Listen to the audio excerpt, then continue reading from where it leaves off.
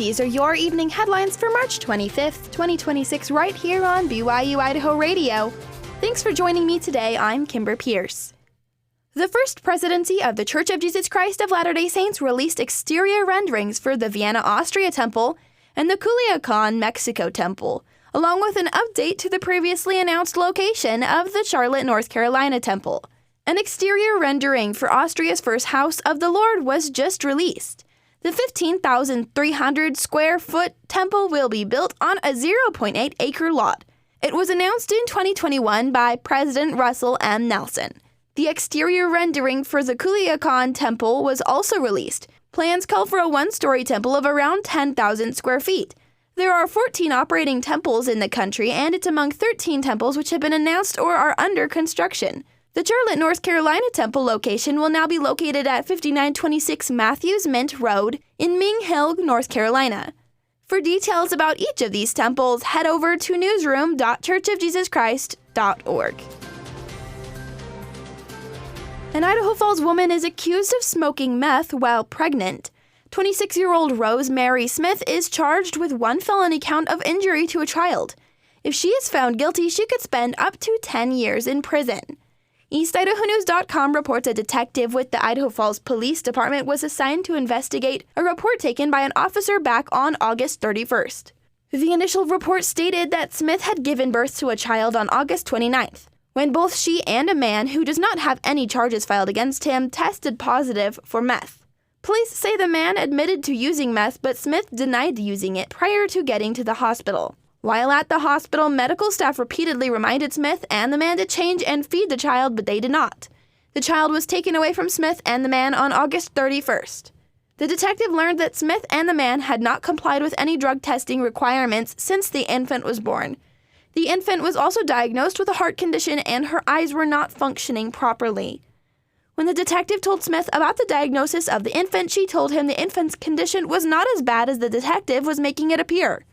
When he asked about her use of meth, Smith admitted to smoking the drug and did so while pregnant.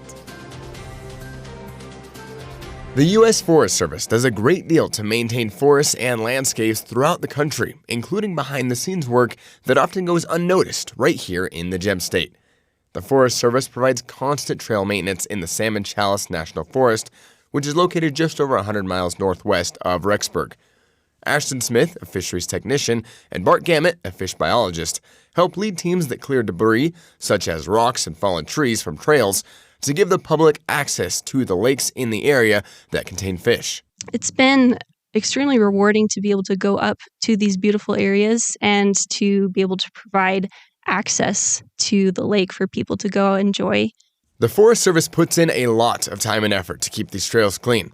Crews can range from just 2 people simply going to walk through and check a trail to teams of up to 15 members if larger sections of trail need to be cleared from debris like downed trees. Crews will also sometimes reroute trails or build new sections. Crews will use a variety of tools such as hand saws and chainsaws to break up trees. They will also use drainage techniques to get water off trails to avoid erosion. Smith and Gammett spend a good amount of their time focusing on a trail called Cane Lake. Gammett says it's crucial to stay on top of trail maintenance. That particular trail has a lot of stuff that can go wrong with it. Like the trees tipping over. Right? So you can step over or around, walk around one tree, but if you let that go too long, you'll have hundreds of trees on the trail, and that makes the access really, really difficult. And if you don't regularly maintain these trails like the Cane Lake Trail, eventually it'll be very, very difficult for people to even use the trail. The U.S. Forest Service holds trail maintenance in high regard. Our chief, who is Tom Schultz, has made recreation a priority for our agency, and this includes trails and doing the work that we need to do on those to make them as functional as possible for the American public to use. For anyone willing to make the trek out to the Salmon Chalice area, Smith says the journey there alone is worth the time. That's also been a really fun perk of driving to go maintain these trails is I have these beautiful mountains that I get to admire as we're making our way out to go to work. For BYU-Idaho Radio, I'm Jack Esplin.